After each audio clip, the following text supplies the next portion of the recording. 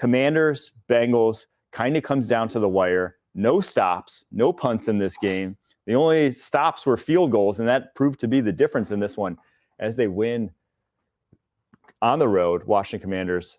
The story, though, has to be Jayden Daniels and what he did. And I need you, Pete, to take a little victory lap because you had him, the top quarterback in this draft class. And, well, he looks like it right now.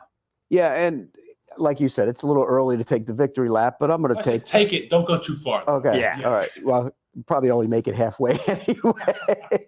No, look, there were reasons I liked him. Mm-hmm. I thought he was the most improved player I've ever seen in any draft process in my life. From the time he went to Arizona State, and I'm a Sun Devil, watched him closely, was not a great quarterback.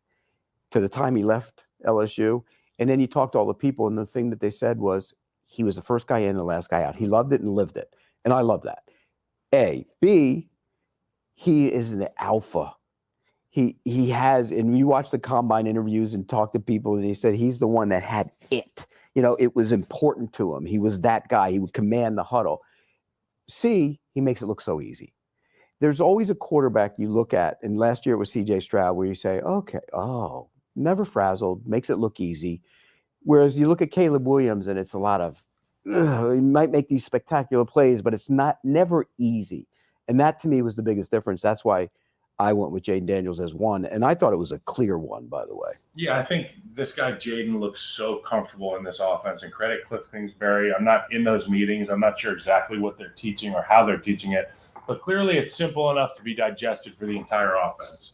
And the why is really the important part for the offense to understand, whether it's linemen, tight ends, receivers, running backs. If you understand the why and you're all on the same page, you get guys that buy in. And that's the difference I see between a guy like Jayden Daniels and this Commanders offense than, the example of the Bears and Caleb.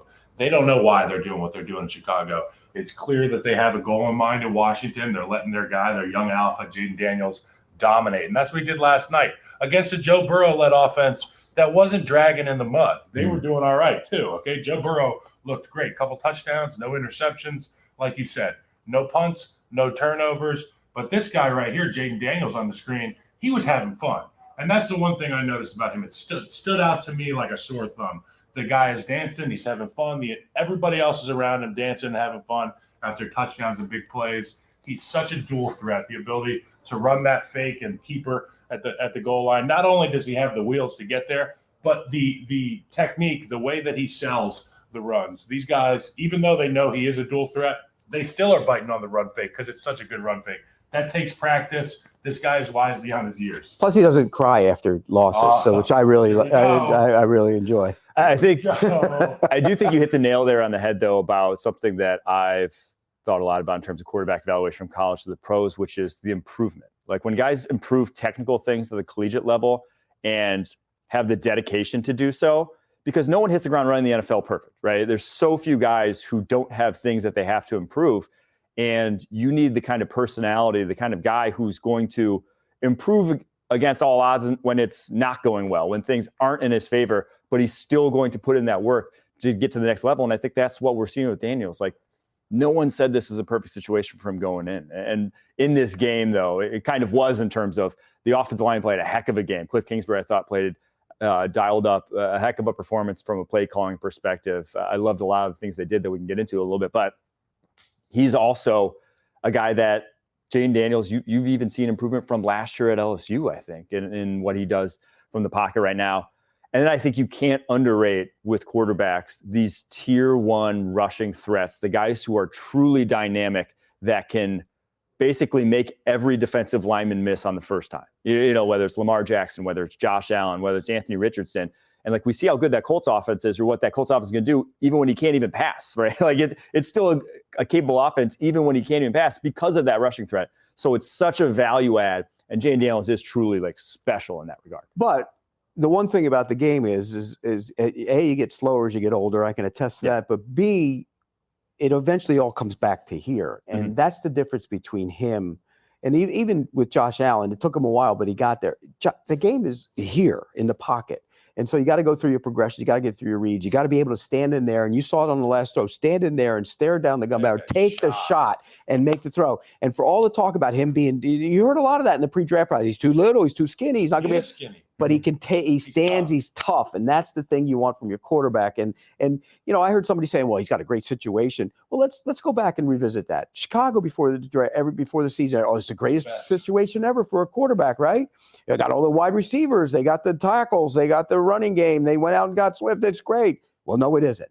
And two, when you look at the situation for him, it isn't that great. Remember, Cliff Kingsbury took a ton of criticism when he was the coach of the Cardinals for the way he played offense.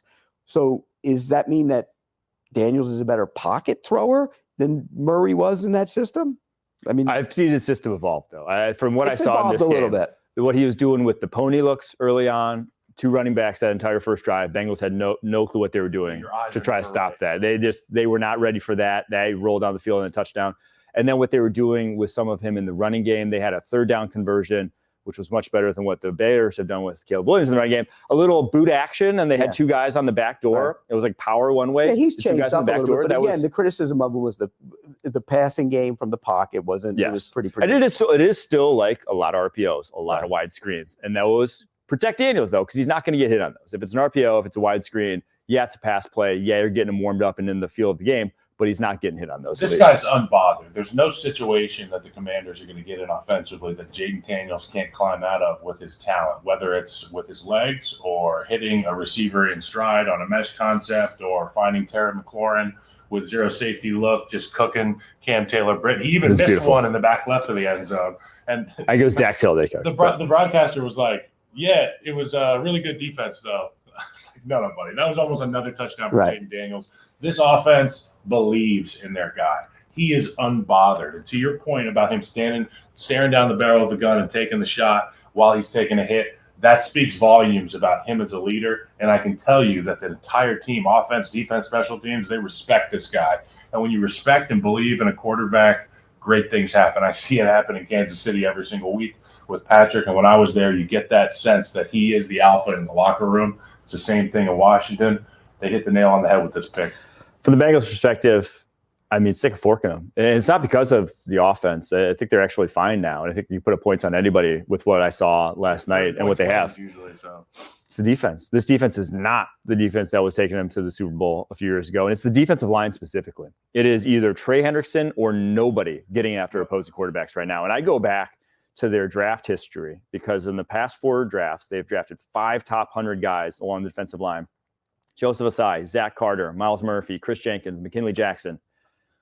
They haven't done a darn thing. Their draft hit rate along the defensive line has just been zilch, and that's how you get what we saw. You can't just keep buying free agents every year. And injuries are factored there a little bit too. Well, Miles Murphy's hurt, but also it's not and Jenkins is hurt too. So I think he played last night though. But he's hurt. But he's just come back. But it's like that is why you had this D line that was built on free agency, but that money doesn't last forever. At some point, you have to build it through the trenches, through the draft, and they just never did. You even had questions about the offensive line for this Bengals unit. And I know they're kind of a retooled unit, but we saw Trent Brown go down, and Mims comes in the game, and I'll be honest, it was not pretty from what I saw from Mims at the right tackle. It wasn't. He looks like Tarzan for sure, and doesn't quite play like his draft position yet. And I will say, for a guy that big, you got to go play brutish. You got to go play physical. What I saw was a guy that was a little bit hesitant at times and not using his size and his strength to his advantage. I think that right side of the offensive line is going to be something to watch here in the next couple of weeks. You know what's funny is the first play he went in, I don't know if you guys saw this, but he went in, they broke the huddle, and he comes strolling out like, I'm going to kick everybody. Did you notice the camera was on him? And then, boom, right inside of him, right up the – he's like the Hulk. He looks like the Hulk. If they can get him to play a little bit less than the Hulk. But, Mike, to your point on the defense, a week ago they were pretty good on defense against the Chiefs. Yeah. Well, that was because Trey Hendrickson was going up against a rookie left tackle, right? And again, it's well, you're living and dying by one guy. I mean, they turned the ball over. They had their secondary is still good. I mean, this is probably the secondary is capable. Just when you give a quarterback that much time, no secondary is going to be. See, I think it's more a function, like you mentioned, the interior of the defensive line.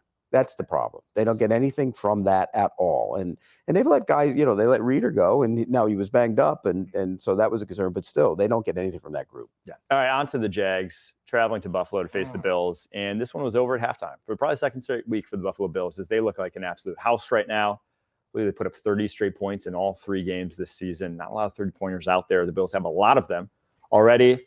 And We don't need to hammer the Bills. You guys know them. They're number 2 in Pete's power rankings. No surprise there. But from the Jags' perspective, those got to be the hottest seats in the NFL for their head coach and GM right now. This was a team that playoffs 2 years ago had that massive comeback against the Chargers. People thought that was the start of something. The last, what is it now, 8 straight losses for this Jaguars team. It's been a disaster, abjectly. Including a loss to the Chiefs on the road, which is never any fun when you're in a win or go home situation for the Jags. So now they start this season with another slump, and there's nothing but questions being asked. And you can even see it in Trevor in his post-game presser. He's just, they're reeling. They're trying to figure out what's going wrong. It's not enough guys stepping up. They're not on the same page, and they just got absolutely boat raced by this Bills team. And, when you're sitting there, I've been on teams like this, and I'm thinking about it was 2015, the Bears, we went up to play New England. And it was Brady, it was Gronk, and they put up about 50 points, and we put up probably 14, maybe pity points at the end of the game. It was so bad that Lamar Houston got a sack in that game. He did a celebration. He tore his ACL. So you remember this? Yeah, I remember that. It just felt like nothing could go right that night. And when I'm watching the Jags last night, it was the same thing. I'm wondering at what point in the second quarter Mitch Trubisky is going to come in this football game. But credit to these guys, the Bills, they were just dominant. It's Joe Brady on the same page with Josh Allen. Josh Allen able to do anything at will at any time. It's almost unfair. It's like watching the kid who turned 13 right before the Little League 12-year-old year. Everybody else is 11, 12. Josh Allen's a 13-year-old playing against these guys right now. It's interesting. I'll say something about the Bills first, but when I was there for a couple of days in the summer, the whole idea that the window was closed was just stupidity. I mean, just grade A stupidity. I was wrong. And were you one of those idiots that said that? I didn't say the window's closed, but I would say that they're not in the tier 1 of teams that I'm thinking about being threatened by here. Because Diggs wasn't there? Diggs, there's some issues on the defense from Milano. Mine was defensively. I worried went down, and I'm like, how are they going to fill this void? But they score so many damn points on offense, it doesn't even matter at this point. And Von Miller's starting to look like Von Miller Yes. again. I mean, and Russo has elevated his game, and they don't get the corners on that team don't get enough credit for who they are. Both Benford has become a steal in that draft, and Rasul Douglas, wherever he goes, he makes plays. He's a good player. And so I think that's what people lost sight of. And Brady really gets the ball out of his hands. The ball's gone. He's quick. He's not standing in there taking shots and doing all that crazy stuff that he does. And he can still run the football. No sacks. No. But back in the 2 tackles, you always rave about the 2 tackles. They stoned those defensive. Think about Jacksonville. Okay, we're going to go through Jacksonville.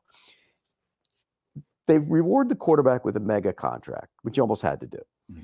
They make Josh Hines-Allen one of the top paid defensive ends in the league, paid Tyson Campbell to be one of the top corners in the league. Tyson Campbell's hurt, not playing. Hines-Allen has done nothing. He bulked up, he's done nothing.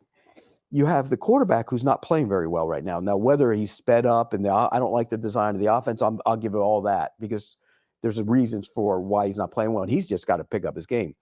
So if you're the owner of that team, you come out before the season, you say, it's the most talented team in the history of the Jaguars. Well, it's not. It's not even in the ballpark, by the way. I know you can't even believe it. In 96, 97? 99 was the best team. They yeah. should have won it all that year. But the bottom line is it's not even in the ballpark. So he says that. What's that do? It makes the general manager look good, but it makes the coaching staff unhappy. Puts a ton of pressure on them. So automatically you have there's players too. There's automatically a problem in that building, period. And there is a problem in that building. They can talk all they want about there isn't.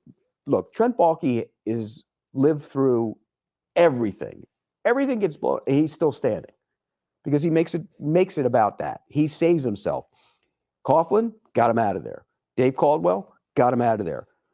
Doug Marrone, got him out of there. He's still there. Brings in Urban Meyer. Urban Meyer's out. He's out of there. He wanted Urban Meyer, by the way. He'll tell you he didn't. He did. Urban Meyer, out. So now, who's still standing? He is. Well, now who's in jeopardy? One of them's going, at least, maybe both of them. And so what happens? You start having rifts inside that building. Nobody knows who to trust. Nobody knows who to talk to. Next thing you know, we could blow the whole thing up. Supposedly, and I got this on that he was the one who pushed for Ryan Nielsen to be the defensive coordinator. Okay. And so when a general manager is dictating who should be the guy, and you got a problem with that. Yeah, I think we're on a fast track to the clearinghouse in the Jaguars, just front office, head coach, because it's just gone south. And I went back to why I ranked them the worst offseason of anyone in the NFL and all the additions they made. Gabe Davis, he's caught 8 of 16 targets for 123 yards this year. Eric Armstead has 3 tackles all season long.